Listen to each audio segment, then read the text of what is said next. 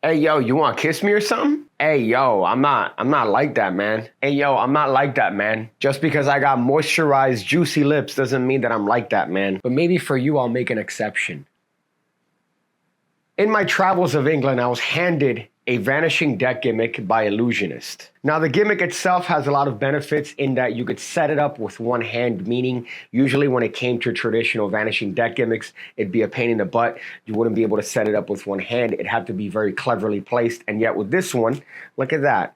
I could take a deck and make it completely vanish, all by setting it up with one hand. Now, if you're not familiar with the original version of this by Paul Harris, it involved having to cut out a cardboard box, draw some lines on it with a pencil, and then have it precariously placed in a certain position. With this one, you don't need any of that. The gimmick does pretty much most of the work for you. And honestly, it's just a lot of fun to play with. You pretty much could do anything you want that involves a vanishing deck. You could make it reappear in your pocket. You could do a lot of different ideas. They actually have a lot of different magicians input their thoughts into this particular gimmick, like Greg Wilson. But the reason I decided to make this video is because it's so fun. Typically, when it comes to my approach to magic, I enjoy using a regular deck of playing cards, but every once in a while, a gimmick like this comes along that's just fun. It allows you to just play around with ideas and just find different ways to make it vanish and reappear or do whatever it is that you want. Now, a couple notes on the gimmick itself. It is something that you are going to have to take care of. Not too much, but it is something you are going to have to handle with care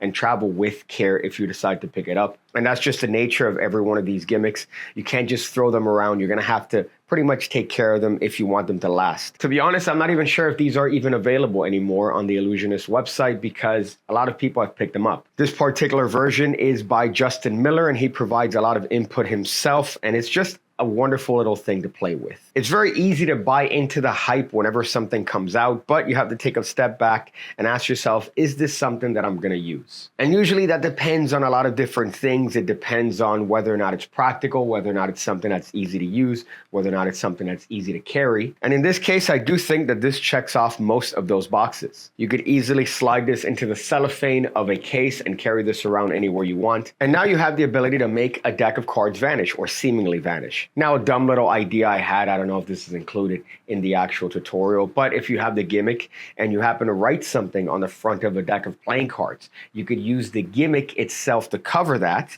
and, well, make it change or make it appear or make it vanish or whatever it is you want. Just a little dumb tidbit I picked up playing around with this gimmick. Now, of course, if you're not a fan of gimmicks, there's always a PigCake Magic Academy where I have a laundry list of tricks, routines, moves, and ideas that you could do without any gimmicks whatsoever. You learn beginner stuff in card magic. You learn expert stuff in card magic. You also learn a lot of coin magic. You also have access to the Mentalism Academy where you learn all my thoughts and tips and tricks in the world of mentalism. But I just wanted to do a video highlighting how much fun I've had with this particular gimmick ever since Illusionist gave it to me. They also gave me a street magic deck, which got me hyped in thinking that maybe there was some sort of Brad Christian sequel coming to this, or maybe some sort of sequel to a certain project that may or may not be involving, ninjas, right?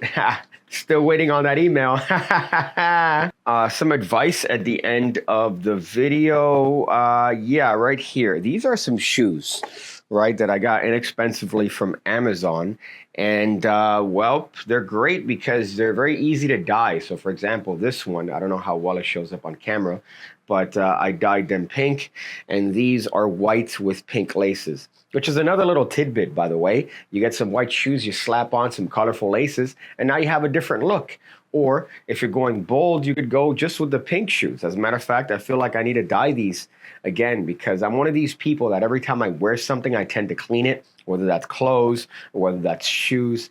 And this I've cleaned quite extensively. And as you could see, the pink is rubbing off, but still add a nice little pop of color by just changing up the laces. Who would have thunk that you would be getting fashion advice from your boy Piggy? I see you again, when I see you again, when I see you again, when I see you again, when I see you again, when I see you again, when I see you again.